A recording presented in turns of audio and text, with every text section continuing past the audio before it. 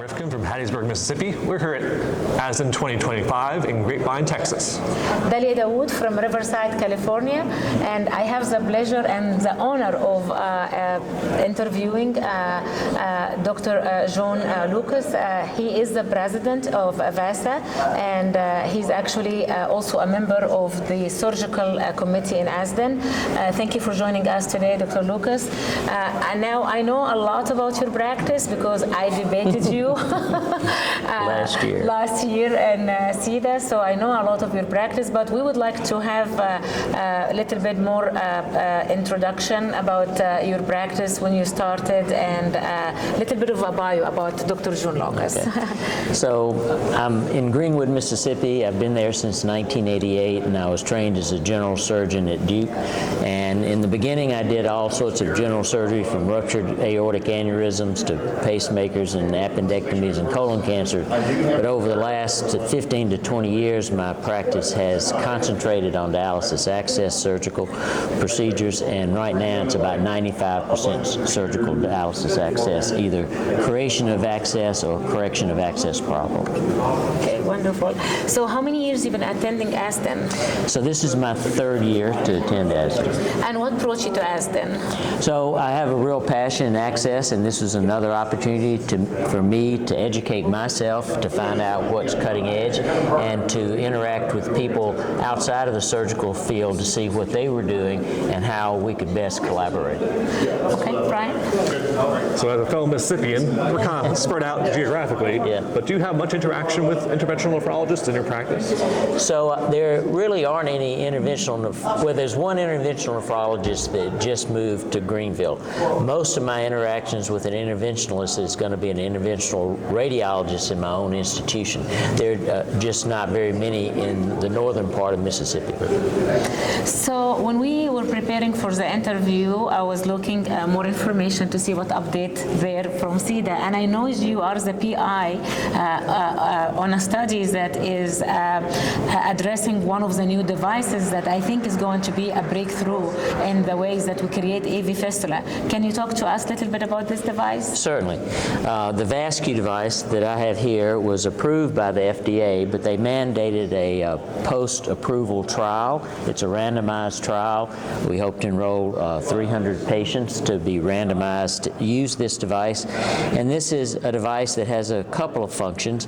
It's placed at the time of surgery on the vein, and then once the anastomosis is completed, it's slid over the anastomotic site, and it preserves the angle, which has been shown to have favorable turbulence modeling in computer modeling, and then it also may limit the actual flow. We're seeing more and more fistulas that have high flow and need to be corrected in the future, or may develop aneurysmal change, and there's a potential for this device, which when we follow it long term, we hope to be able to show that because of the constricting part will prevent those high flow situations from occurring. But the device has been shown to improve patency and to have earlier maturation of the AV fistulas where it's deployed.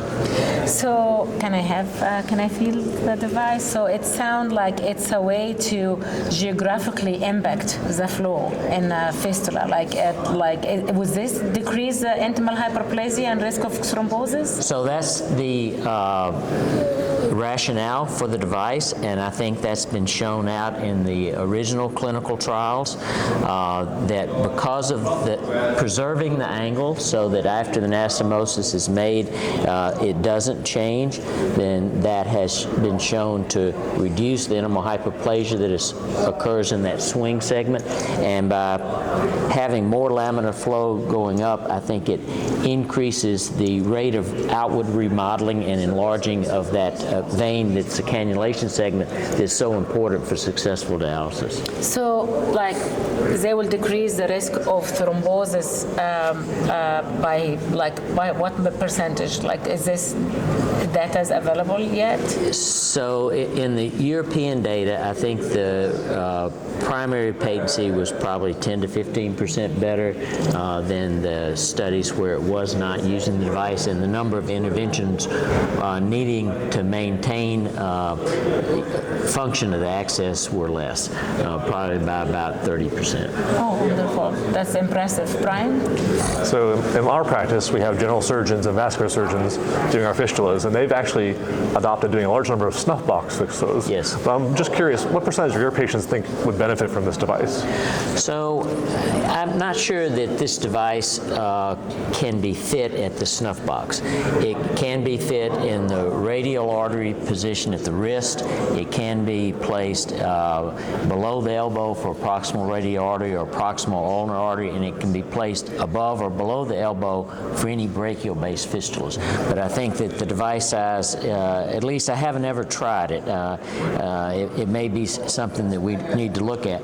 So in my practice, it's probably going to be about 60 to 70% of the new accesses that I create, I think. Now, some fistula, after a short time of creation, will become mega fistula, and they become globally dilated and aneurysmal. Right. I'm looking at the that part of the device, and I'm thinking, is this going to make it like a cookie cutter anastomosis that would limit the mega fistula incidence? Because from my practice, I see that mega fistula usually happen. One of the reasons that the anastomosis is huge, like when we measure them. So would that be a cookie cutter style where all the fistula will have the same size, so it will decrease that? I was just wondering. So there are currently 6 sizes of these devices that you choose according to the size of the vein and size of the artery at the time of implantation. But I do think that all those megafistulas have anastomotic size at the time they are recognized to be large that's much bigger than the diameter of even the largest of these. So there certainly is the potential for this to restrict the ultimate growth. It's never going to grow bigger than the size of this brace, and the size of the brace in all the cases where it's been used has been large enough for it to develop a fistula that's functionally usable. So hopefully, and that's something that we will find out as we follow these patients longitudinally, does it actually restrict the growth of those megafistulas? Yeah, which is going to be a great benefit. Yes. Yeah. Brian? Yes, so as you said, it may actually standardize fistula creation somewhat based on the device. So we always want more data. So when do you anticipate you're going to complete your post-FDA approval? Well, we need to enroll 300 patients, and I think we're just a little over 10 patients now. And so hopefully we'll have a few more sites coming on, and that possibly by the end of this year or the end of next year, we're going to follow them for 1 year longitudinally and then have to analyze the data. So probably 2.5 years, I would guess, before we have the data available to publish.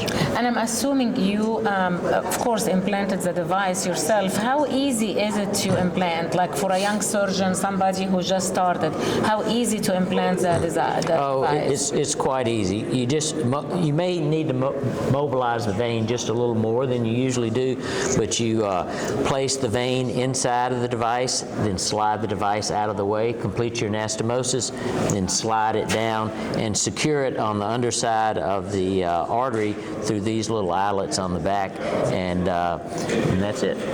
And like in brachiobasilic AV fistula, after you create the anastomosis, you could later transpose that vessel with no issue, whereas the device is in? So certainly this very fine braid here can be cut and resewn, but most of the time you're going to be dividing the vein at a little higher level unless you're going to redo the anastomosis itself. And so I think there's some potential for this being useful to do more one-stage transpositions if it's shown that those fistulas mature, and that would save the patient additional operations. Yeah, so that's also a great benefit, that it might be a motivating factor just to create one-stage fistula, which I know some surgeons do prefer. Less hospitalization and best for quality of life for patients. Brian? Yeah, I mean, I'm just glad that there's still, in 2025, we're still having innovation. So I think we need to continue to look at things that improve outcomes, that make fistulas more viable, so we don't lose them before even primary patency. And I think this is really going to be a helpful device. I'm, like I said, waiting for more data. Thank you so much, Dr. Lucas, for your time today. We are looking forward to look at your preliminary data, hopefully, next ASDIN meeting, and you talk to us also about it in our next round of ASDIN TV in 2026. Very good. Looking forward to that. Thank Thank you. you.